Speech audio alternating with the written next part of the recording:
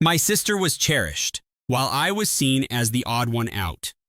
Now, I was deliberately left out of Thanksgiving by my own family. My name is Eli, and I'm 27 years old. For much of my life, I felt like the background figure in my own family. Not despised, but tolerated. My sister Haley was the golden kid, my mother's mini-me, with great grades, the perfect fiancé, and everything. Meanwhile, I was the quiet one, the artist, and the one who, according to my Uncle Frank, never quite matured. He said that a lot. Uncle Frank is one of those individuals who behaves like a comedy dad, but lacks the charm. Loud, opinionated, enjoys grilling and controlling others around him. Each year, he hosts Thanksgiving. And I drag myself there every year because it's tradition, right? This year seemed different. I had not heard anything about the meal. No invitation, no family group text, not even a vague, guilt-inducing reminder from my mother. At first, I assumed they expected me to show up as usual. But then I saw photographs on Haley's Instagram showing the long table all set, the turkey sliced, and everyone dressed up and laughing. It was obviously planned. I stared at the photo for a long time, wondering if it was a mistake. Maybe the invitation was lost. Perhaps they simply forgot to push send. I gave myself every reason to assume it wasn't what it seemed, but a part of me knew. Still, I got into my car and drove to Uncle Frank's house. It was just 20 minutes away, and I told myself that if I was mistaken and everything was just a misunderstanding, I'd laugh it off and sit down as if nothing had happened. But the moment I got into the driveway, the freezing air outside felt warmer than what awaited me. Uncle Frank greeted me at the edge of the driveway. He didn't even wait till I got out of the car. He simply walked up, arms crossed over his beer belly, sporting that smug little grin he always wore when he thought he had the upper hand. "You weren't invited, Eli," he replied casually, like we were talking about the weather. "Go home." I didn't say anything at first. I just gazed past him toward the home. Through the large window, I could see everyone. My mother was at the head of the table, laughing. Haley is next to her, scrolling through her phone. Even my best friend Kyle, whom I grew up with and who usually spends the holidays bouncing between my house and his father's, was there, lifting a glass like he belonged. None of them looked at the window. They had no idea I was standing just yards away from a celebration I was definitely not meant to be a part of. I nodded once and didn't protest or seek an explanation. I simply turned, returned to my car, and drove a short distance down the road to the nearest gas station parking lot. I parked, rested my face against the steering wheel, and let the silence consume me. Then I placed one call. Not a dramatic one. No secret agent, lawyer, or anything like that. Just a genuine friend.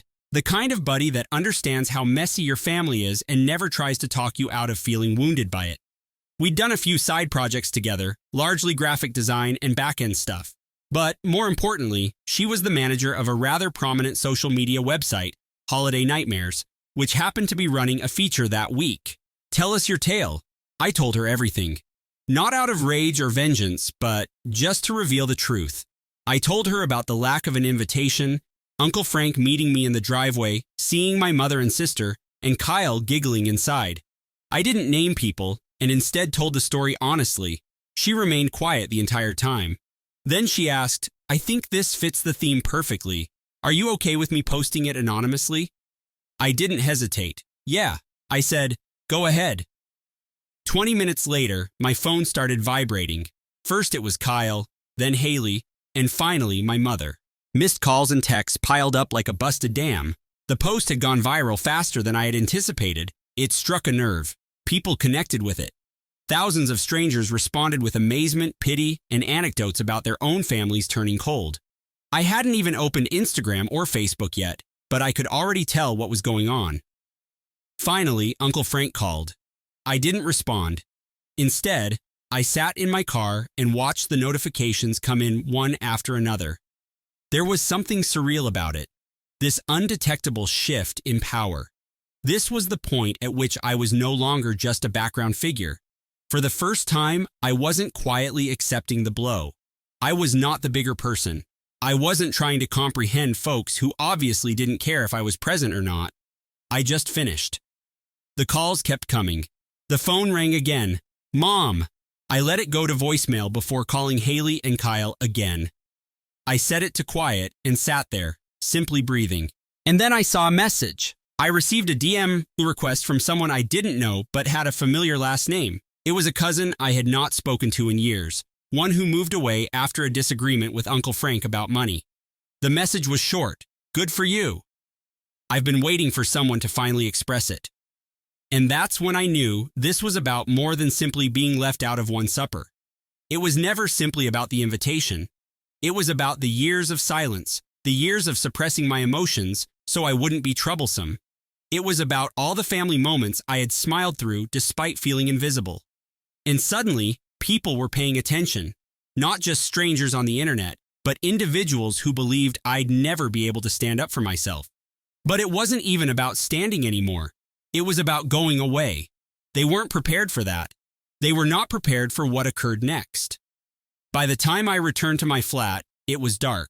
The leftovers I had prepared for myself earlier that morning, just in case, were still in the refrigerator. Turkey sandwich, cranberry sauce, and store-bought pie. I heated them up, sat on the couch, and ate in silence, allowing my phone to buzz across the counter like a faraway alarm that I didn't need to answer. I only looked at the post once on my friend's page. The remarks came in faster than I could read. People shared their own horrific stories.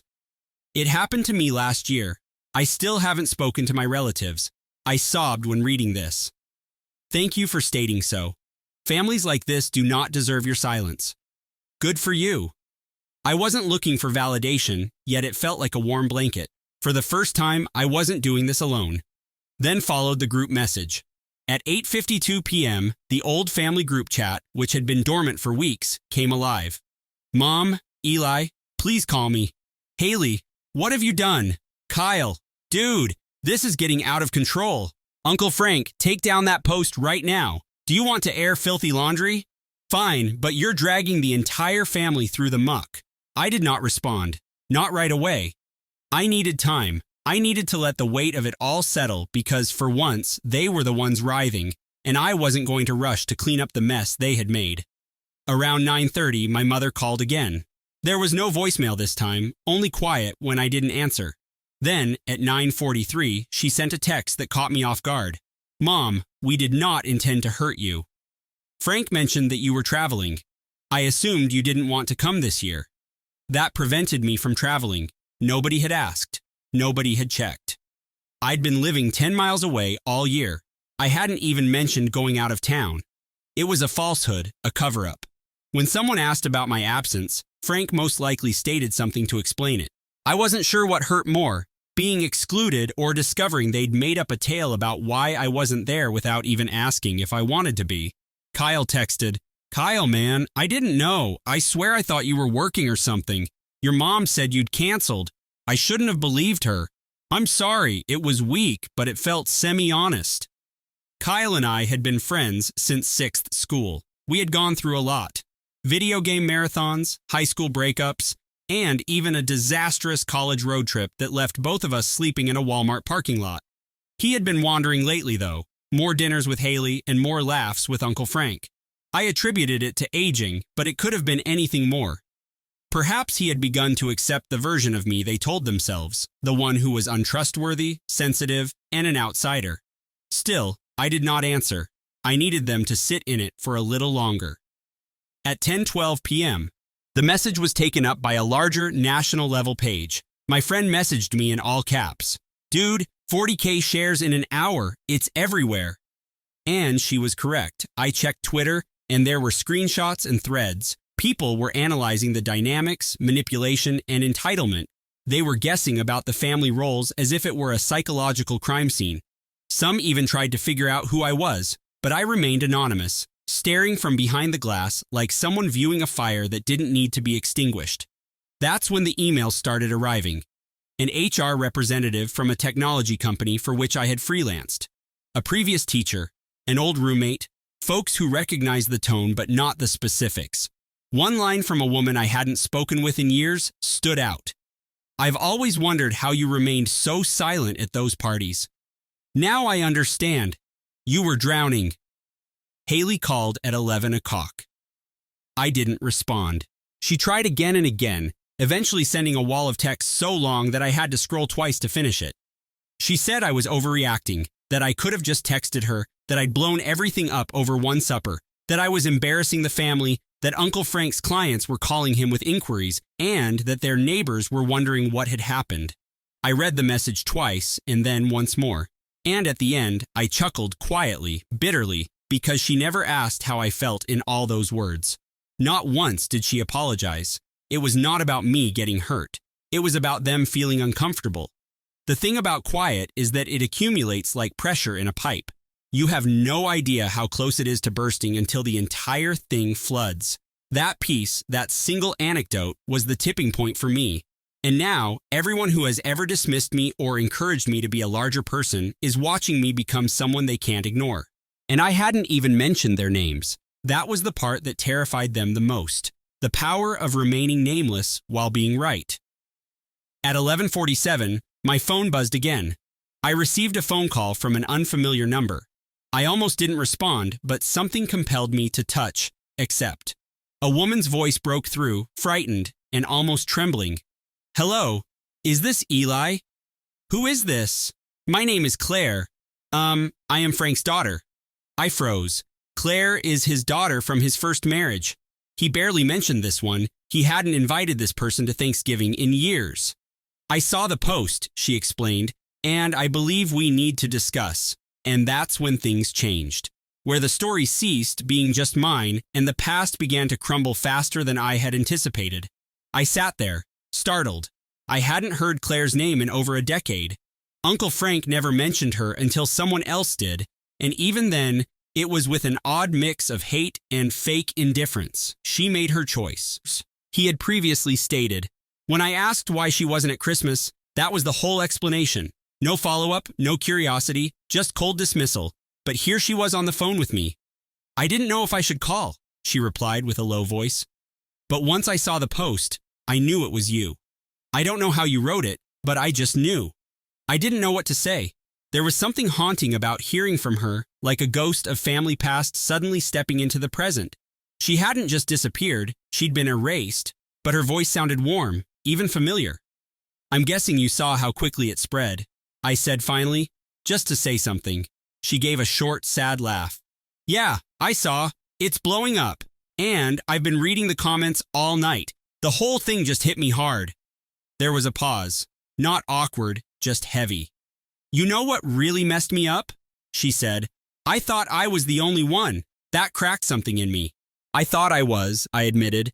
And just like that, the wall I'd built up all day, anger, detachment, all of it started to shift because for so long I thought that maybe I was too sensitive, too distant, too unwilling to let things go, that maybe I didn't belong. But now, here was someone else from the same family tree telling me she felt the same way.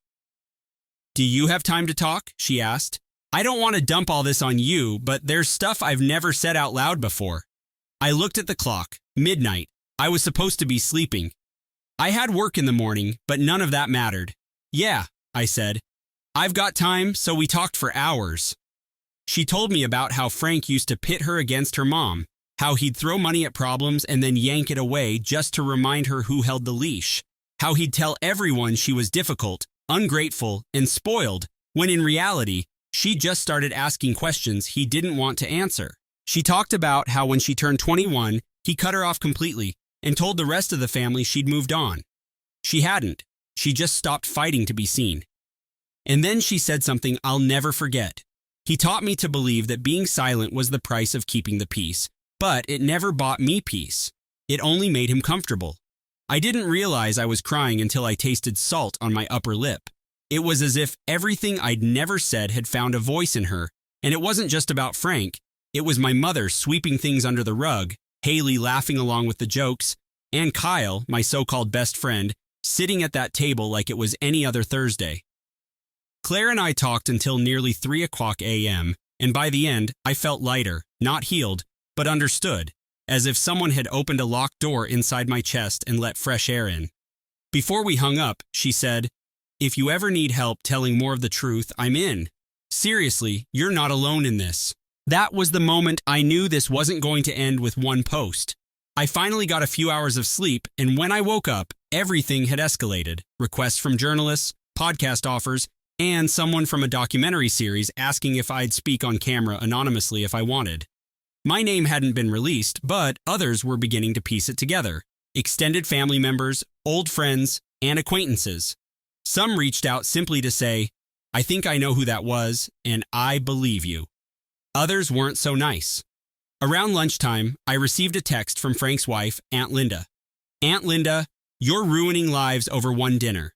"Eli, was that your plan? To humiliate everyone publicly? You were always dramatic." I stared at the message for a while, the girl of it, the projection. That's when I realized the real reason they were panicking. They weren't worried about the post being mean or inappropriate. They were worried about how it would be received. That people believed it, that strangers, thousands of them, recognized the kind of manipulation and cruelty they'd spent years disguising as family tradition, and that image was everything in their world. So I started pulling receipts. I wasn't planning to go public yet, but I began gathering screenshots, texts, voicemails, things I'd let slide, things I'd ignored to keep the peace.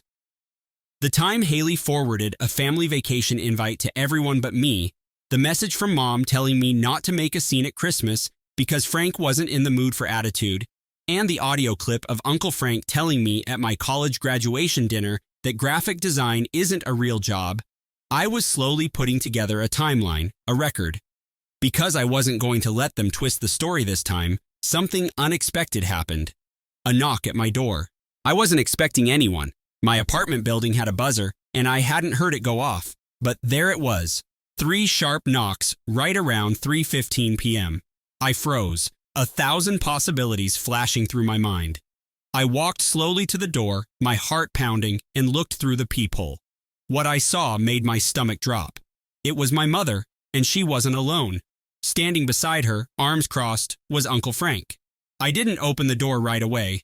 I just stood there watching through the peephole as my mother fidgeted with the strap of her purse and Uncle Frank paced like a lion in a cage. After deciding I didn't exist on Thanksgiving, my fingers curled into fists at my sides, but I wasn't going to give them the upper hand again, so I unlocked the door and opened it just a crack, keeping the chain latched.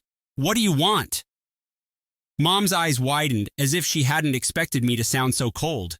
"Eli, sweetheart, can we come in?" "We just want to talk." Frank snorted behind her. "We wouldn't have to talk if you hadn't made that ridiculous post. You could have just picked up the phone." My voice remained steady. "You could have invited me." He opened his mouth, but I cut him off. "You know what? No, you're not coming in. Say whatever you need to say right here." Mom looked hurt. "Eli, please don't do this. This isn't you." I raised my eyebrows. "Is it me? You mean it's not the version of me you're used to? The one who smiles through everything and pretends everything is fine? Yeah, I'm done being that guy." Frank stepped forward, but I shut the door a little tighter so he couldn't see my face clearly. "We've been getting calls, Eli," he said sharply. "People are asking questions. My business partner saw the post. Linda is crying in the guest room. You've turned us into a public spectacle." "No," I replied quietly. "You did that?" "I just told the truth." Mom's voice cracked. "Do you really think we did this to hurt you? You've always been so sensitive. We thought you didn't want to come this year. Frank said you mentioned something about being busy, but I never said that." I cut in. "None of you even asked. You assumed. Or worse, you lied, because it was easier to pretend I didn't matter than to deal with the discomfort of inviting someone you all treat like a burden." They were both silent for a beat before Frank let out a sharp laugh. "You're acting like some kind of martyr," he sneered. "You're not the only one with problems, Eli. Grow up." And that was it. That was the sentence that broke the last fragile thread of empathy I had left. I slammed the door shut, not hard, but with finality, and locked the deadbolt. I stood there for a moment, listening to them mutter on the other side. I heard Mom say something like, "He's not thinking straight." And Frank cursed under his breath before their footsteps faded. I didn't move. I just leaned against the door and breathed. Not long after, my phone buzzed again. "Haley, this time, Haley, what are you doing? Why is Mom sobbing? You need to fix this, Eli." I didn't respond because the full ripple effect had already begun, and my post had spread from social media to news aggregators. A few journalists picked it up and wrote anonymous op-eds about holiday exclusion and family dynamics. One even compared it to the concept of emotional scapegoating, which is how families often use one member as a dumping ground for their dysfunction, then act surprised when that person finally walks away. People were talking, and not just strangers. Over the next few days, I got more messages from extended family, cousins, great aunts, and even people I hadn't seen since I was a kid. Some just wrote short notes, "I'm proud of you," while others sent paragraphs telling me about their own versions of Thanksgiving betrayal. I even got a message from my father's sister, who hadn't spoken to my mother in years. She wrote, "I've always thought you were odd. I realize you were just surviving." That word surviving remained with me since it described what I had been doing for years. Not living, not prospering. Simply surviving in a family that saw me as useful when I was quiet, helpful, and non-confrontational. But now that I had spoken up, they weren't sure what to do with me. A week has gone by. I blocked Frank. I turned Haley's volume down. I ignored Kyle's frequent texts, all versions of, "Can we talk?" I didn't know Guy, since at that time, I didn't care if they knew or not. It was too little, too late. But I did not separate myself. Claire and I remained in touch. We met for coffee a few days later, and it was incredible how quickly we connected. We spoke for 3 hours straight. She told me more about the family I'd never met, about how subtle people like Frank warp the story, how they put people against one another so no one compares notes. She even showed me older emails. Frank's emails to her mother were full of threats and ultimatums.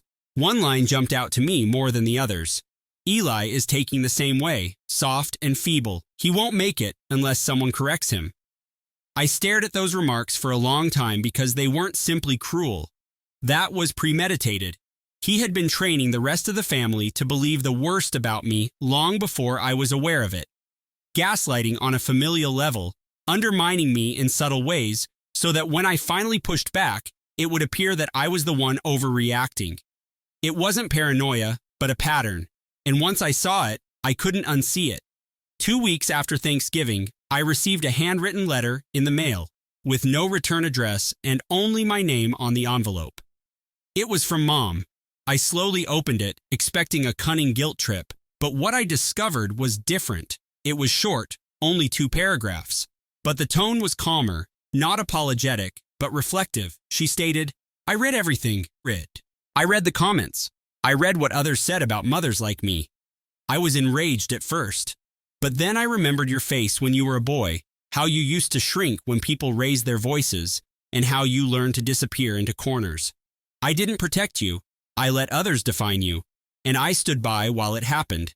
I didn't think I was doing you any harm, but silence is also a form of harm. I don't expect you to forgive me, but I want you to know I see it now. I'm sorry." I stared at that letter for a long time. It wasn't enough. Not yet. Not by itself. But it was something. And for the first time in years, it felt like someone in my family had actually seen me. Christmas came and went, and I didn't go home. Instead, I spent it with Claire and a few friends who had also chosen to spend the holiday away from their families. We ate takeout, played board games, and watched cheesy movies on Netflix. There was no drama, no guilt, just laughter and genuine connection, the kind I used to believe only happened in movies. It wasn't flashy, it wasn't vindictive, it was just peaceful, and for the first time in my life, I didn't feel the need to prove anything to anyone. I didn't need their approval. I had the truth on my side and people who finally believed me. So, when New Year's rolled around, I wrote something of my own, a follow-up post with no names, no accusations, just a reflection on boundaries, how families can love you while still hurting you, and how walking away doesn't mean you've failed. The post didn't go viral like the first one, but that wasn't the point. It reached the people it needed to reach, including me and, I believe, my mother. Uncle Frank never contacted me again, and Haley eventually sent a genuine, albeit brief, apology. We're not close, but we're cordial now. Kyle and I talked once, and I told him I wished him well, but I didn't want to rebuild something I couldn't trust, which was fine because I had new traditions now. The next year, I hosted a small, quiet, laughter-filled Thanksgiving dinner. Claire and a few friends came, and no one raised their voices. Nobody made jokes at the expense of others, and when someone spilled cranberry sauce on the couch, we laughed and resumed eating. No one was left outside the door, and no one was told to leave. As I glanced around the room, I understood that's how a family should feel. My dad chose my brother over me. Even I ran the farm solo for over 10 years, so I left, and now the farm is falling apart without me. My dad said I'd be fine on my own, so he gave the farm to my brother with 3 kids, who hasn't visited in 2 years and plans to cash out. Here's how my story started. After my mother died, I returned to our little family farm at the age of 34 to assist my father in keeping it operational. My younger brother, 31, lives 2 states away with his wife and 3 children. He works in the city and only visits once or twice a year, so he has had no involvement in the farm. Over the years, I've primarily been in charge of the farm's operations. It's a little business with barely any profit. Most years, we barely break even, which is enough to pay property taxes and keep the place running for my father's sake. My father continues to assist whenever possible.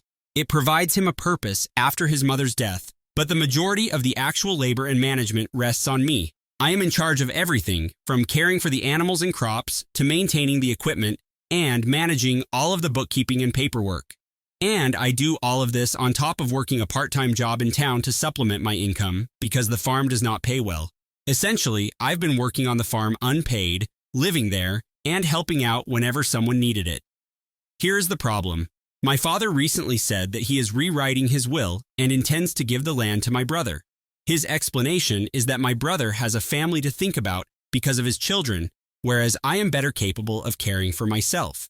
In other words, because I'm single with no children and my brother is married with children, Dad believes he deserves the inheritance more than I do. I didn't want to yell at my father, but I did question if he was serious. I replied something like, "What about all the work I've done here?" And he became defensive, saying it's not about keeping score and that in a family, you assist each other out. He minimized my concerns, hinting that I shouldn't worry about who gets what and that he believes I'll be fine on my own because I'm capable. That truly hurt. I have devoted over a decade of my life to this farm. I put my personal life on hold and moved here to help Dad and maintain our family's land.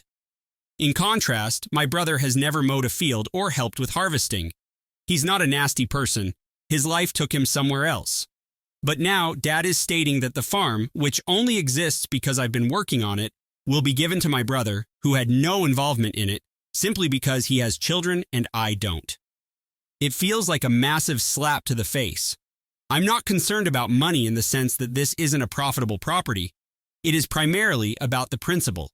If my brother gets the farm, I believe he would just sell it for cash because he has neither passion or skill to run it.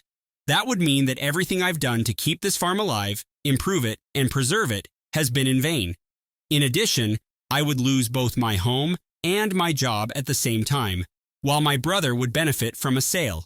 I haven't had a serious sit-down confrontation with Dad since that initial shocking talk. He seemed to dismiss the subject by saying, "Family isn't about keeping score," making me feel selfish for even bringing it up. I feel bad because I do not want to be greedy or ungrateful. I know I return to aid out of love, not with the expectation of a reward, but at the same time, I feel extremely underappreciated and taken for granted. It's as if he doesn't value my efforts simply because I'm the daughter, and in his opinion, girls only help out. I'm so conflicted and hurt. I'm not sure how to approach my father without getting into a confrontation, and I haven't told my brother about it. So, Reddit, am I stupid to be furious that my father intends to give the family farm to my brother, despite the fact that I've been working on it for years? Is my frustration justified, or am I simply entitled? I really need some perspective on this scenario. Comment 1. NTA. Your father is clearly taking advantage of you. He's practically treating you as free labor while rewarding your brother, who accomplished nothing. That's just unfair. You have every right to be offended, and you should seriously consider not working for free. Your father is displaying obvious favoritism or perhaps an outmoded belief that the son should inherit the farm. You're not mistaken here. OP's response: it definitely feels like I'm being taken for granted. Comment 2. I am very sorry you are going through this. Have you truly sat down with your father and discussed how this makes you feel? Maybe he doesn't appreciate how much this is affecting you or how much effort you've put in since you haven't fully sold your side of the story. It could help to carefully convey to him what you've told us here. Also, does your brother actually want the farm? If he is aware of the circumstance, he may be willing to support you. In any case, clear communication is essential. OP responded, "You're correct. I have not had a genuine heart-to-heart talk with him yet. I sort of froze up when he started the change. I think I need to have a proper conversation with him about it. As difficult as it may be, I'm not sure if my brother knows or what he would think. He has never expressed interest in the farm, but yeah, I'll try to discuss it gently with Dad and see if it helps." Comment 3. YTA. Boo-hoo, you decided to go back and play farming. That does not imply you can complain about not being given the land. It is your dad's property, not your own. He can leave it to anybody he wishes, and it stands to reason that he would give it to the child who has a family to maintain. You sound entitled and demand a reward for what you were meant to do. If you do not like it, you are free to leave. But don't try to shame your poor father simply because you regret squandering your own time. Up responded, "I don't expect a payment for assisting my family. I did it because I cared, yet it is difficult not to feel upset in this situation. I understand that it is ultimately his decision, but I do not believe it is wrong to feel disrespected. I am not trying to guilt him. I simply want him to realize where I'm coming from, and if nothing changes, I may have to leave. Even though that's terrible." Update 1. First and foremost, thank you to everyone who commented on my initial post. I followed the advice to sit down with my father and discuss things through. Unfortunately, our conversation did not go as smoothly as I had intended. I attempted to convey to my father how I felt, how I had committed years of my life to keeping the farm functioning, and how it ached to hear he was going to give it to my brother who had never been involved. He appeared uncomfortable and defensive.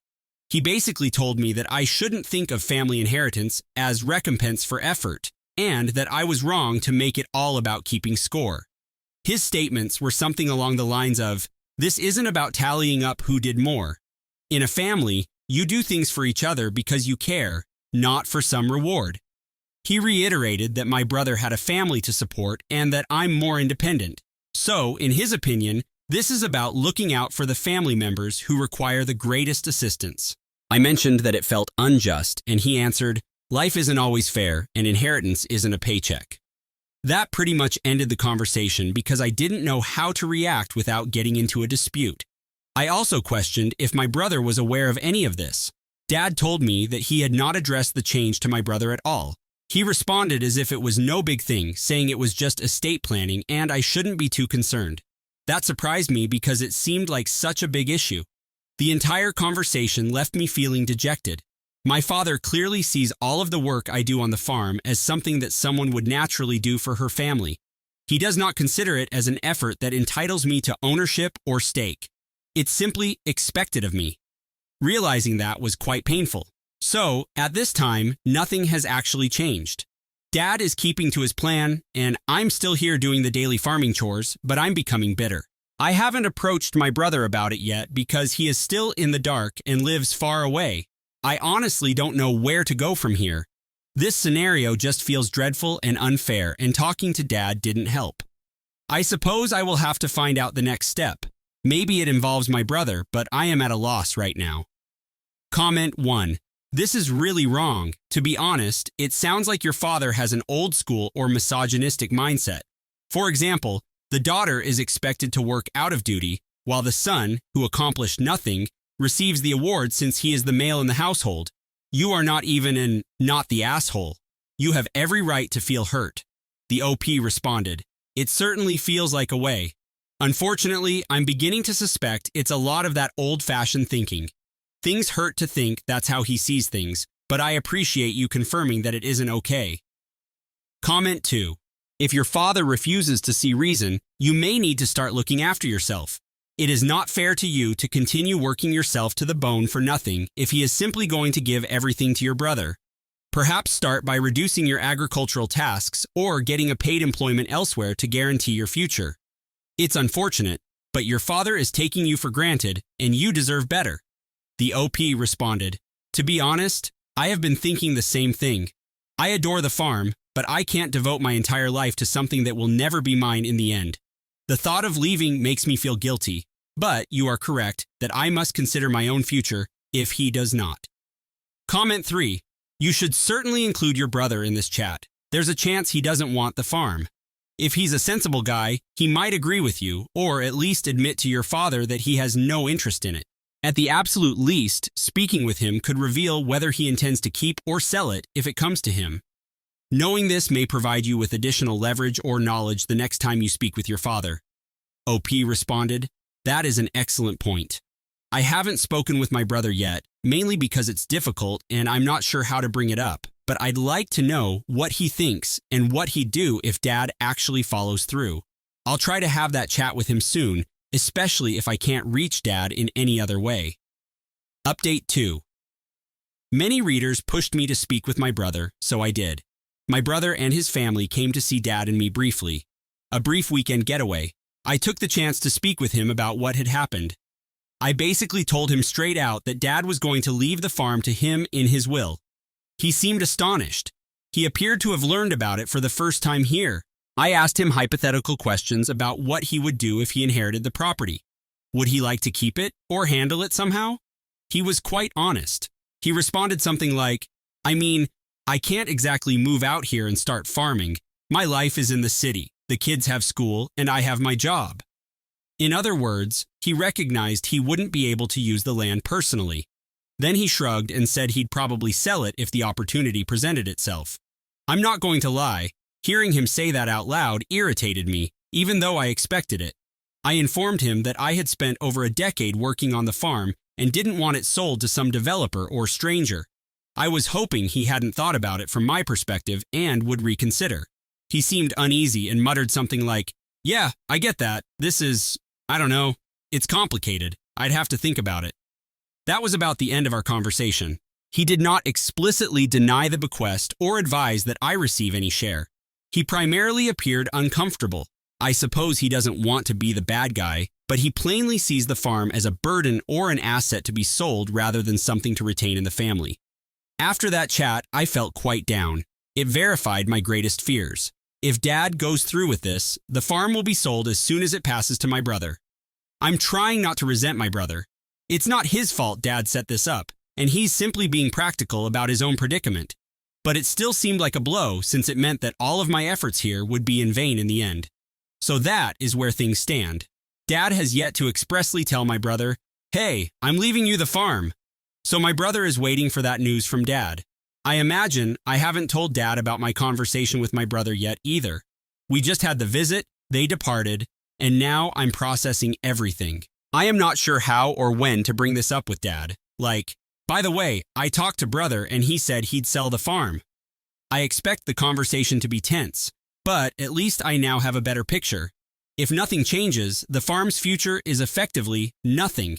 It's a very disappointing conclusion, and I'm trying to figure out what to do with it. Comment 1. You now have concrete evidence that your brother would sell the farm. I think you should notify your father right away. If your father's entire argument was based on family and preservation, he must understand that his plan means the farm will not be passed down to future generations. If he still insists on giving it to your brother while knowing it will be sold, he is incredibly stubborn and short-sighted. Lay everything out for him. Giving the farm to your brother means it's gone. Perhaps this will wake him up. OP response. I agree that he should hear this quickly. I'm working up the guts to have the conversation.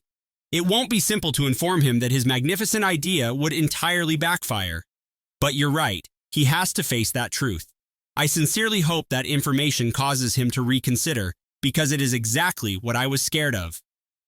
Comment 2. I have to say that I was disappointed by your brother's reply.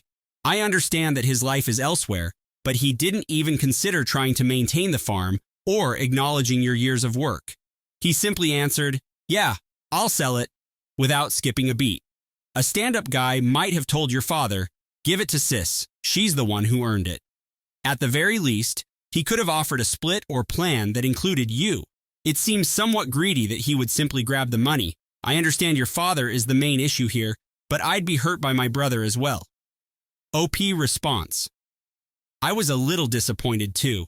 I don't think he intends to injure me. In his opinion, he is simply being reasonable about what he would do. But certainly, a small part of me hoped he'd say something like, "You've been doing all the work. Maybe it should go to you," or that he'd at least reassure me he wouldn't screw me over. He actually didn't. I'm not trying to make him look bad, but it bothered me that he didn't seem to appreciate what I'd done. Update 3. It's been a few months now, and I've been discreetly planning for the possibility of having to construct a life outside of the farm. After reading the suggestions here and seeing how things were going, I updated my resume and started exploring other options in agriculture. I haven't gone yet, but I've become less interested in long-term planning for the farm. I suppose my father has noticed. My father recently confronted me. He inquired why I appeared distracted and uninterested in the upcoming season's plans. I decided to be honest. I told him that I was considering my choices outside of the farm because it had become evident to me that I didn't have a long-term future here. I tried to express it as nicely as possible, but I did not conceal the fact. I can't keep putting all of my time and effort into a farm that I won't inherit or own. Well, that blew up. My father became really agitated and emotional. He basically blamed me for abandoning him. He exclaimed, "So you're just going to leave me here all alone in my old age? After everything, you're walking away?" He went on to say how much he thought I cared about our family and the property, and how unhappy my mother would be if she found out I was willing to just up and leave. He phrased it as if I had betrayed the family. I did my best to remain cool. I told him that I had been here for 8 years because I loved the family, but I also needed to think about my own life. I told him directly that it's difficult to justify staying when I know I'll end up with nothing, and that if my brother inherits the property, he'll probably sell it anyway. I did explain that my brother had told me quite clearly that he was going to sell. Dad only shook his head and mumbled something like, "You don't know that for sure. He might realize its value to the family when the time comes." It was as if he was in denial or didn't want to hear it. The talk was terrible. We were both angry and hurt at the end of it. My father thinks I'm being selfish and disloyal. From my perspective, he is the one who put me in an impossible situation. I told him, "I'm not trying to hurt you, Dad, but I have to have a life that's mine. I can't work myself into the ground here and then have it all taken away." He just said, "I never asked you to sacrifice anything. You chose to come back. If you want to go, go." But he said it in a bitter way. So yeah, we're kind of at a standstill. He knows I'm serious about leaving and he's upset. I feel guilty and sad too. I'm sorry things have reached this point. I wish he could see my perspective without feeling assaulted or betrayed. It's as if there is no positive outcome here. If I stay, I am basically screwing myself over. He believes I'm taking advantage of him if I leave. This is a dreadful situation. At the present, we're only discussing the basics of running the farm on a daily basis. I'm still doing my tasks while he's doing his, but there's a lot of tension. I honestly don't know what will happen. I've sent out a couple of job applications, so we'll see what happens. I haven't formally given up on him, but he knows I'm close, and it's devastating for both of us in different ways. Comment. This seems like a no-win situation. In some ways, I sympathize with your father. He's elderly, probably afraid of being alone and watching the farm die, but he took it on himself by not treating you fairly. You have been wonderfully patient and generous. Choosing to live your own life is not selfish. It is necessary. You offered him multiple chances to do the right thing. If you have a good work chance, you should seize it without hesitation. Hopefully, your father will ultimately realize that his actions have consequences. In the meantime, take care of yourself. OP answered, "I appreciate it. It's a tragic situation all around. I feel awful for my father, and I know he is worried about the farm collapsing or being alone, but you are correct. I gave him every opportunity to make things right, but he refused. I need to watch out for myself now. If an outside job becomes available, I will most likely accept it, no matter how difficult it will be to go. I hope he understands someday, but I can't count on it." Update 4. A lot has happened during the last few months. The big news is that I landed a new job. I was given a position overseeing operations at another farm about 3 hours away. It's a larger commercial farm, and they were impressed by my experience managing my family farm. The compensation and perks are pretty good, which is something I'm not used to. After working for free for so long, I decided to take the job. I gave my dad a full 2 months' notice that I was leaving. I wanted to give him as much time as possible to prepare, as my departure is obviously a significant change. When I told him I was going, he freaked out.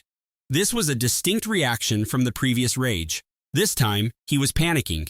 He begged me to stay and promised we could work anything out. He even agreed to modify his will again. This time, he offered to split the property 50-50 with my brother if I didn't leave. I did not agree for a number of reasons. I calmly conveyed to him that sharing farm ownership is not a viable solution. If I owned half and my brother owned half, he could still force a sale of the entire land or sell his piece to someone else, such as a developer, which would essentially damage the farm.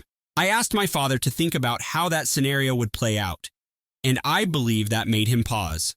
For the first time, I watched him realize that his compromise approach would not secure the farm. I believe that was the point at which he realized I was correct about the risk. He went quiet and then stated he needed to speak with my brother. According to what I gathered and what he later told me, that phone chat with my brother was a genuine eye-opener for my father. He directly asked my brother what his plans would be if he inherited even a portion of the land. Apparently, my brother informed him, "Yeah, Dad, I'm going to sell it." I assumed he was aware of this. My brother wasn't nasty, but he was honest that he doesn't have the time or desire to manage a farm, and that the money from selling it would be more beneficial to his family. I'm not sure if my father truly grasped it until he heard it directly from my brother just now. Their conversation became quite heated, at least on my father's side. I wasn't on the call, but my father seemed noticeably disturbed afterwards. I overheard him yelling about how he couldn't believe we'd just give up our family's land for cash. I believe he was frustrated with the situation and possibly at himself, because what did he expect? He now realizes that his approach would have resulted in exactly the opposite conclusion he desired. At this moment, my father is scrambling. He knows I'll be departing in a few weeks. My notice time is approaching its end. He began trying to find staff to replace all of the work I perform. Unsurprisingly, it is not easy. For starters, competent farm labor or a manager costs significantly more than he ever had to pay me because I worked for free except housing and board. He honestly told me the other day in a disappointed tone, "I had no idea it would be this expensive to find someone to do what you do." I feel sorry for him. I really do. He's an elderly man who is concerned about losing both his child and me moving out, as well as the viability of the farm. My contributions were not limited to what the family does. They held genuine economic worth. And now he sees it plainly because he must pay someone else. The farm's finances are already strained thin, and recruiting workers or a farm manager will eat into our slim profit margins. I'm not sure how long he will be able to keep things going without me. I'm now packing my belongings and planning to move out in a few weeks to start my new career. My father and I are on slightly better terms now than we were after the major fight in Update 3. I believe he is too fatigued and worried to continue battling with me, and he has accepted that I will leave. He hasn't explicitly stated it, but I believe he understands why this is happening and accepts responsibility for it. We've come to a tragic understanding. To answer the question that everyone has been asking since the beginning, no, I do not believe I am the bad guy in this case. I don't think my father or brother intended to hurt me, but their actions did. And now we're all living with the aftermath. It's a bad, convoluted situation with no clear winners. I'll go on and do what's best for me. If the farm becomes too much for my father to manage, he may have to consider selling it in the future. That aspect is now up to him. I'm sad that this is how things ended. Thank you to everyone who followed along and provided advice. This has been a difficult journey, but I am confident that brighter days are coming, at least for me. My brother forced me to fund his startup in cousins' weddings. When I refused, he turned the wedding into my trial, in front of 300 guests, and paid. I always knew Ethan would ruin something one day. I just didn't think it would be my reputation or that he'd do it in front of 300 people while wearing a rented tux and holding a stolen mic. But I should have seen it coming. I've seen the warning signs since we were teenagers. The arrogance, the deflection, the way our parents acted like every failure of his was somehow someone else's fault. Usually mine. I'm Rachel, 34, single, bakery owner, chronic overachiever according to my mom, and control freak according to Ethan. What I am, honestly, is tired. Tired of pretending our family dynamic isn't toxic. Tired of forgiving people who never apologize. and very, very tired of Ethan showing up with his latest scheme and expecting me to bankroll it out of loyalty. But let me back up to the day it all exploded. It was my cousin Lydia's wedding, a classic Charleston affair, dripping in Southern elegance and old money charm. White roses cascaded down spiral staircases. Jazz trio playing under a magnolia tree. Past hors d'oeuvres I couldn't pronounce. The whole thing felt like something out of Southern Living magazine, if Southern Living had a category for emotional landmines disguised as family reunions. I was seated at table 6, with a view of the marsh and just enough distance from my parents to breathe. The only reason I was even there was because Lydia and I had grown up close. She was one of the few in the family who actually supported my bakery when I started it 10 years ago in a tiny strip mall, baking out of a rented kitchen and selling scones at farmers markets. My business, Sweet Briar Bakehouse, is now one of the most sought-after custom cake shops in Charleston. I've catered for mayors, for art gallery openings, and yes, even Lydia's wedding cake. 7 tiers, all hand-painted in edible watercolor. It was my gift to her. And for a moment, standing there in my navy blue dress, glass of Prosecco in hand, I felt proud. Not just of the cake, but of how far I'd come, how I'd built something real, something of mine. Then Ethan showed up. He breezed in late, of course, with his newest girlfriend, Jade, on his arm. She wore a glittery dress about 2 sizes too tight and looked like she had stepped out of a reality show audition line. Ethan was all charm, hugs, and backslaps, acting like the golden child while our parents beamed like royalty watching their heir arrive at court. He gave me that smile, the one he uses when he wants something. "Rach," he said, pulling me into a one-armed hug like we were besties. "This cake is insane. You really outdid yourself." "Thanks," I said cautiously. "Glad you like it." Then he leaned in and dropped the bomb like he was just asking me to pass the salt.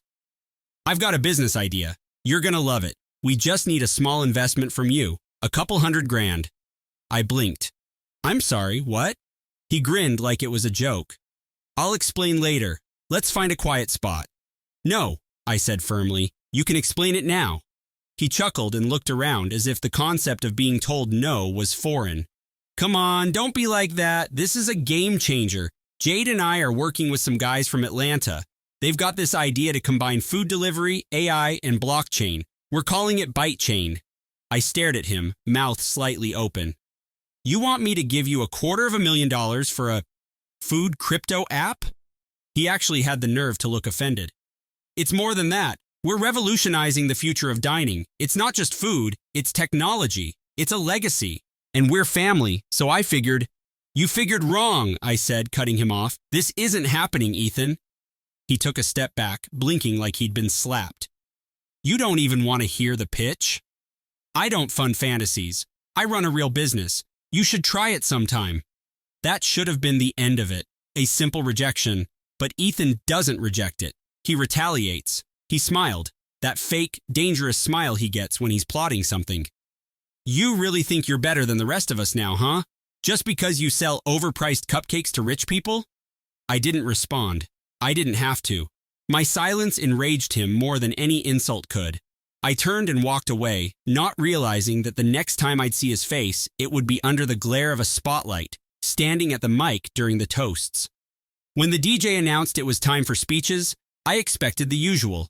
The father of the bride, the best man, maybe Lydia herself. What I didn't expect was Ethan casually grabbing the mic after the groom's brother finished. "Before we all get too drunk," he said with a grin, "I just want to say a few words about family." My stomach dropped. Ethan had no role in the wedding. He wasn't a groomsman. He wasn't close to Lydia. He wasn't even invited to speak. But there he was on the mic, commanding 300 people's attention. "Some people in this family," he began, "love to pretend they did everything on their own. But what they don't tell you is how much they took from the rest of us to get there." The guests tittered nervously. A few heads turned in my direction. I felt a heat rising in my neck, a prickling in my palms. "I'm talking about Rachel," Ethan said, lifting his glass. "The self-made baker, the hometown hero. Except none of it would have happened without the family recipes she stole from Grandma May, recipes that were passed down to both of us. That belongs to all of us." Murmurs rippled across the room like thunder. "And now," he continued, She won't even invest in a real business that could lift this whole family up. Nah, she'd rather hoard her money and act like she's better than us. I was frozen, humiliated, exposed. My parents didn't stop him. In fact, they nodded, and across the room, one woman slowly put down her wine glass. Judge Alana Reeves, retired, powerful, and seated just 6 feet from me. She looked at me not with pity, but with something colder, calculation. And in that moment, I realized Ethan may have started this fire, but he had no idea who he was about to burn. There's a special kind of silence that follows betrayal, not quiet, but charged, thick, heavy, like the moment before a storm when the air feels electric and the trees stop moving. That's what the room felt like after Ethan's toast. No one clapped, no one laughed, but no one stopped him either. He stood there, all smirking confidence, raising his glass like he'd just delivered a punchline. Meanwhile, I sat at table 6, ice melting in my untouched drink, staring at a man I used to call my brother. I felt my fingers shaking not out of fear, but fury, and not even because of what Ethan said. I could handle his cheap shots, his passive-aggressive jabs about success. I'd been dealing with that for years. What broke me was our parents. My mother, Patricia, looked proud, not a trace of shock on her face. Just that smug little smile she wore when Ethan got away with something, like when he crashed her car at 18 and somehow I got grounded for it. Or when he drained his college fund gambling and she asked if I could spot him from my bakery's emergency account. And my father? Well, he just kept sipping his bourbon like none of this was unusual, like public character assassination was part of the evening program. I took a breath, slow and steady. Judge Alana Reeves hadn't taken her eyes off me, not in judgment, but in recognition. She knew. She knew what this was. Maybe not the whole story, but enough to see it wasn't just a toast. It was an ambush. I stood up, not because I had something to prove to Ethan, but because I was done letting anyone speak for me. "Excuse me," I said, my voice louder than I intended. "Since apparently this is open mic night, I'll say a few words." A few gasps. One person clapped awkwardly. I took the mic from Ethan with a smile so sweet it could rot teeth. "Thanks for the introduction, little brother. Very inspiring." Ethan stepped aside, clearly not expecting me to respond. He looked rattled, just for a second. I turned to the crowd. "Hi, everyone. I'm Rachel Whitmore. Some of you know me, some of you know my cupcakes, and some of you, I guess, just found out I'm the family villain." A few nervous chuckles. I continued, voice even. "Since Ethan brought up our late Grandma May and her recipes, I'd like to set the record straight. Yes, I use some of her techniques. Everyone in this family does.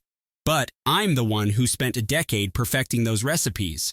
I'm the one who got up at 3 a.m. every day for 5 years. I'm the one who maxed out my credit cards, burned out ovens, ruined batches, cried over failed crusts, and kept going anyway." Jade, Ethan's girlfriend, rolled her eyes. I ignored her. "You know what Ethan did during that time? He dropped out of 2 colleges, started 4 different businesses that all failed, borrowed thousands from our parents, and never paid a cent back. And now he wants me to invest in BiteChain, his crypto food app." There were audible snorts from the crowd. At least 2 cousins shook their heads in disbelief. But when I said no politely, mind you, he decided to smear me, in public, at a wedding, because that's what entitled people do when someone sets a boundary. My voice cracked just a little, but I held steady. And the worst part, my parents encouraged it. They always have. I didn't look at them. I didn't need to. I could feel their disapproval tightening like a noose behind me. They cheered him on when he called me greedy. When I bought my first commercial kitchen, they told me not to brag. When my bakery made the city's top 10 list, they said Ethan just needed time to shine. When I finally paid off my loans, they asked if I could buy Ethan a car. More gasps now, a few shocked glances in their direction. "So, here's my toast," I said, raising my glass. "To everyone in this room who's ever been told to dim their light for someone else's comfort. To every woman who worked her ass off only to be called selfish. And to every so-called family member who watched it happen and stayed silent." Then I turned to Ethan. "You want to sue me for recipes? Go ahead, you'll lose. I've got copyrights, timelines, records, witnesses, and a very patient attorney. He paled slightly. And Judge Reeves, I added, turning toward her with a small smile. Thanks for your support over the years. The almond croissants were always your favorite, weren't they? She smiled cool, sharp, and dangerous. Still are. The crowd's energy shifted instantly. Suddenly, it wasn't Ethan who looked powerful. It was me. After I handed the mic back to the best man who looked like he wanted to melt into the floor, I walked off stage without another word. People avoided my eyes. A few looked stunned. One aunt clapped slowly.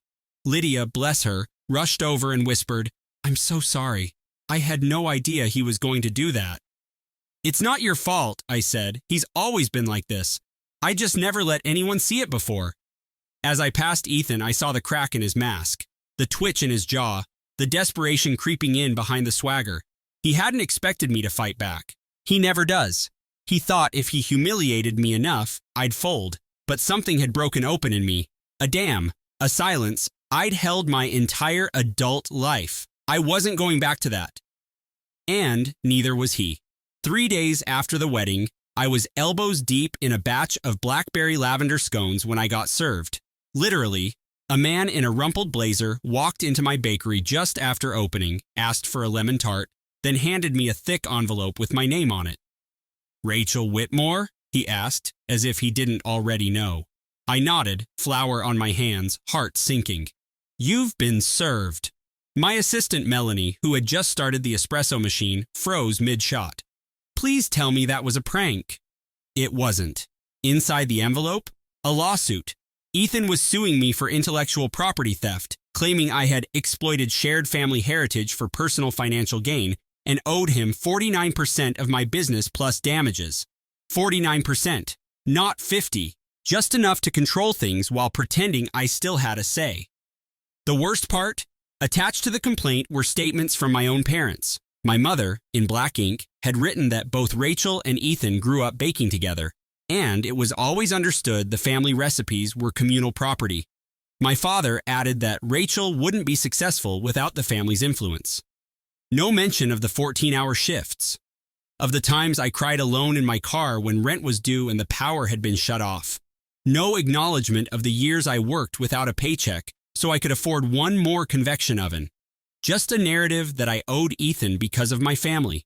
Melanie, ever the sarcastic one, whispered, "Wow, they really said congrats on your success, now hand it over." I didn't respond. I couldn't, because for the first time since the wedding, I felt numb. I didn't cry that night. I did something worse. I doubted myself. What if they were right? What if I had taken more than I realized?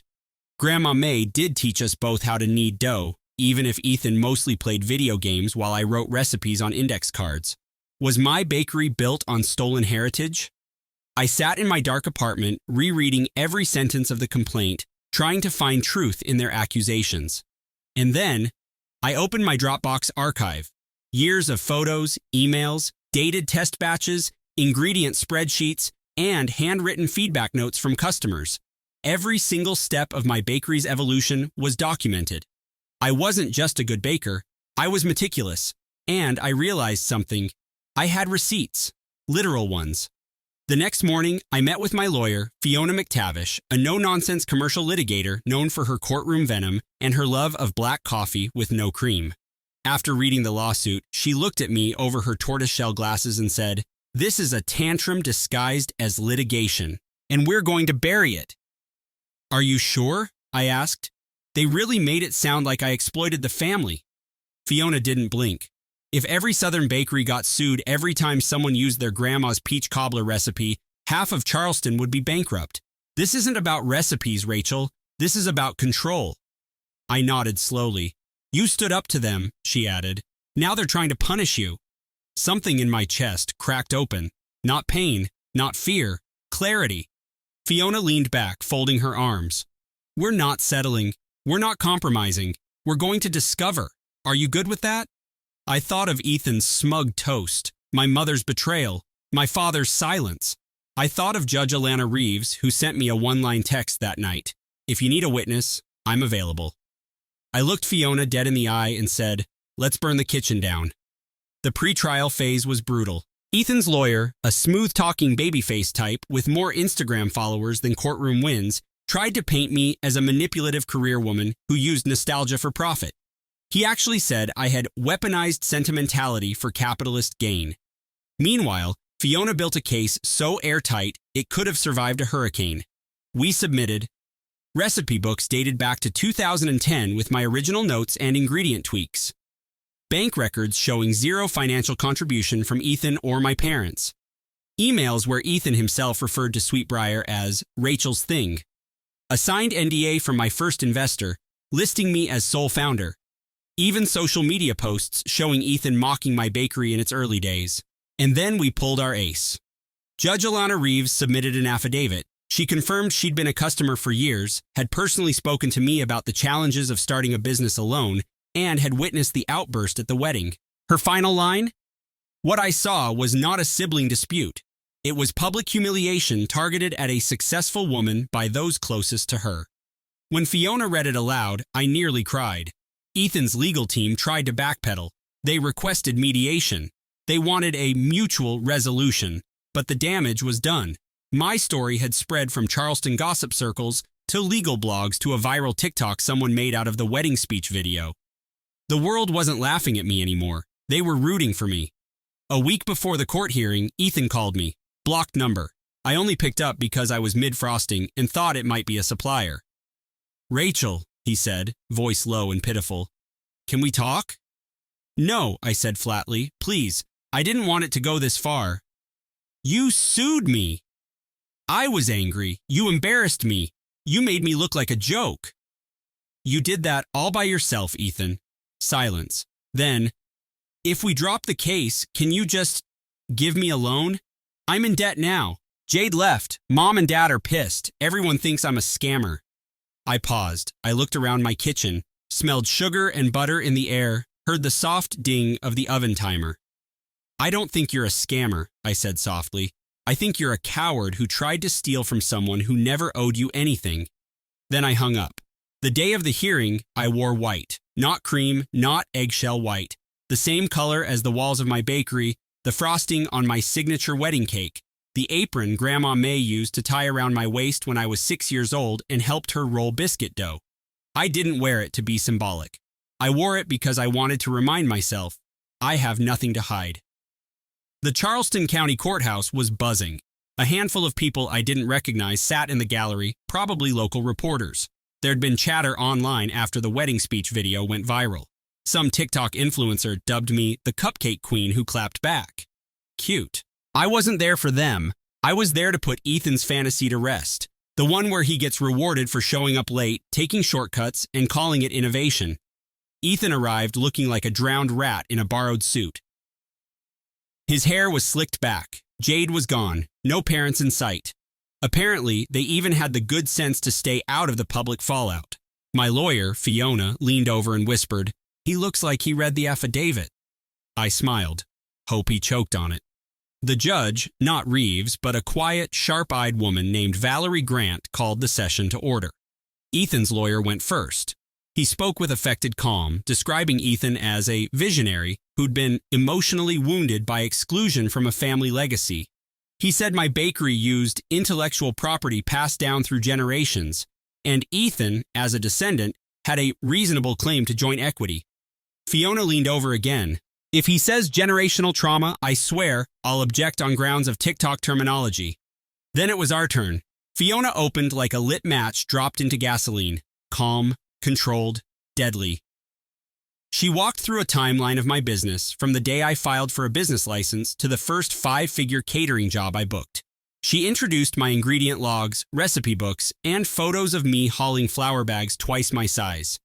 She entered into evidence an email chain from Ethan in 2017 calling my bakery that cupcake thing. But the moment everything turned, the moment Ethan's fantasy began to crack was during cross-examination. Fiona called Ethan to the stand. He swaggered up like he was walking onto a podcast set. "Mr. Whitmore," Fiona began, "can you describe your financial contribution to Sweetbriar Bakehouse?" I wasn't officially an investor, but so that's a no? I supported her in other ways. Such as? He blinked. Encouragement, advice, emotional support. My stomach turned. Ethan wouldn't know emotional support if it came frosted with sprinkles. Did you ever write any recipes used in Sweetbrier's menu?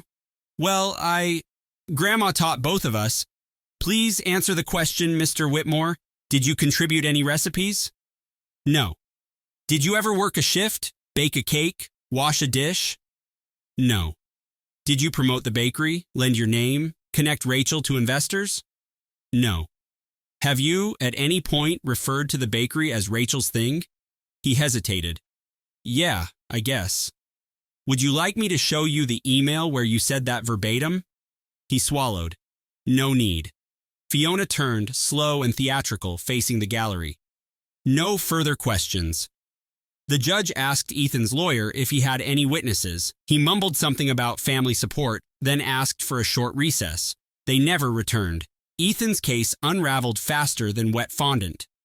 That night, the judge issued a statement. Case dismissed with prejudice, which meant not only was the lawsuit dead, Ethan couldn't bring it again. It was over. I stood outside the courthouse, blinking against the afternoon sun, Fiona beside me, the verdict still echoing in my chest. A few reporters hovered nearby, microphones out, waiting for me to say something. I didn't. I didn't need to. Let the judgment speak for itself. That night, I went back to the bakery after hours. The shop was dark and still smelled like lemon curd and burnt sugar. I sat at my little office desk in the back, staring at the framed photo of Grandma May on the wall. She was holding a pecan pie and wearing her apron, the white one. Her eyes crinkled in that way they did when she was proud. I touched the frame lightly. I kept it mine, I whispered. And for the first time in weeks, I cried. Not because I was sad, but because I finally realized I'd won more than just a lawsuit. I'd finally broken the cycle. The next morning, a courier showed up with a small package. No sender. Inside was a slice of wedding cake in a plastic container, the one I'd made for Lydia's wedding, with a sticky note that read, "For the real recipe keeper, a fan." I smiled. Then I opened my email inbox. 15 new client requests, 3 interview invitations, and 1 message from Judge Alana Reeves. Subject: Thought you might like this. Attachment: Screenshot of a private Charleston Law Society group chat. Message: I told them you were the best baker in town. Now they all want almond croissants. 3 weeks after the court hearing, my mother called. I let it go to voicemail. She left a message, her voice soft, unsure, like someone trying to act warm in a cold room. Rachel, we were just hoping to talk. Your father's... Well, we're all very upset about what happened. Ethan made some poor choices, but family's family. Maybe it's time we move on? Move on. That was rich, considering they never actually moved with me to begin with. They were always waiting at the finish line, demanding credit for a race I ran alone. The next day, a letter arrived in my bakery's mailbox. Handwritten, 3 pages, Ethan's handwriting. He wrote that he was sorry, that he'd messed up, that he let pressure and pride get in the way. That Jade had left him, his name was kind of blacklisted in tech circles, and he was thinking of moving back home. He ended it with, maybe we could start fresh. Maybe I could help with the bakery. I know we've had our differences, but we're still siblings, right? Right. I sat with that letter in my hands for a long time. I didn't cry. I didn't get angry. I just remembered. I remembered Ethan's toast. The look on his face when he said I owed him. The way my parents nodded. They laugh from the back of the room. I remembered standing alone in that ballroom with 300 eyes on me and not one hand reaching to hold mine. I remembered the slap I never got, but felt all the same. So I placed the letter back in the envelope, returned it to the sender unopened, and, for good measure, I attached a sticky note. This kitchen doesn't need another thief. That should have been the end, but karma, she likes sequels. The following Sunday, I was restocking the macaron display when Melanie ran in holding her phone, eyes wide. Rachel, you have to see this. It was a local news article. Title: Whitmore Family Bakery Scandal. What really happened behind that viral wedding speech? Apparently, someone had leaked the full transcript of the court documents. Maybe a court clerk. Maybe Fiona. Maybe Karma herself. Every detail was in there. The false claims, the wedding video, the judge's statement, even a quote from an unnamed source. I had a guess who, saying, he thought she'd fold. Instead, she baked him into a corner. It exploded online, again. But this time, the narrative wasn't just about drama. It was about boundaries, about ownership, about women who refused to be robbed quietly. Messages poured in, DMs from women saying they saw themselves in me, emails from small business owners sharing stories about relatives who tried to buy in after the hard work was done. Even a therapist messaged me asking if I'd consider being on a podcast about family betrayal. I didn't respond to most of them, but I read every word, because for the first time in my life, I felt seen. 1 month later, the holidays arrived. The Whitmore family usually did a big thing: long table, fake harmony, matching sweaters that itched like guilt. Not this year. I got a single email from my mother. No subject line, just one sentence. Are you really going to spend Christmas alone? I stared at it. Then I hit reply. No, I'm spending it in peace. Then I booked a weekend cabin with Melanie and her girlfriend, made mulled wine, and watched the snow fall outside the window while we toasted to cutting ties that no longer fed us. 6 months passed. The bakery flourished. I launched a seasonal menu, opened a second location downtown, and partnered with a women's shelter to host baking workshops for survivors. At night, sometimes I stood at the window of my apartment with a glass of wine and looked out over Charleston, lights glittering like a city that had finally opened its arms to me. Not because of a scandal, but because I had finally stopped shrinking. And then, one quiet evening, it happened. A knock at the bakery door after closing. It was him, Ethan. He looked small, not physically, but everything else about him had shrunk: the bravado, the smugness, the I deserve this energy. Just a man standing in the wreckage he created, hoping someone would help him sweep it up.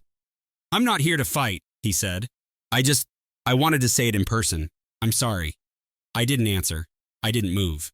He took a deep breath. You were right about everything. I didn't build anything. I just thought, if I couldn't make something of my own, I'd take part of yours. He looked down at his shoes. But you didn't let me, and you shouldn't have. You fought harder than I ever could have. Still, I said nothing. I'm not asking for anything, he added quickly. I wanted you to know, I get it now. That's all. He waited. I stared at him for a long time. Then finally, I nodded once. Not forgiveness, not reconciliation, just acknowledgement. He nodded too. Then he left. That was the last time I saw him. Sometimes I wonder if he meant it, if he ever really got it. But most of the time, I don't wonder at all, because I stopped needing answers from people who only show up to take. I still have the bakery, I still have peace, and I still have the recipes. Not the ones from Grandma May's old tin box, the ones I wrote by hand after burning 50 batches, the ones I perfected through 3 a.m., taste tests, and small-town rejection and pure stubbornness, the ones I earned. And no one gets to take those away from me, not anymore.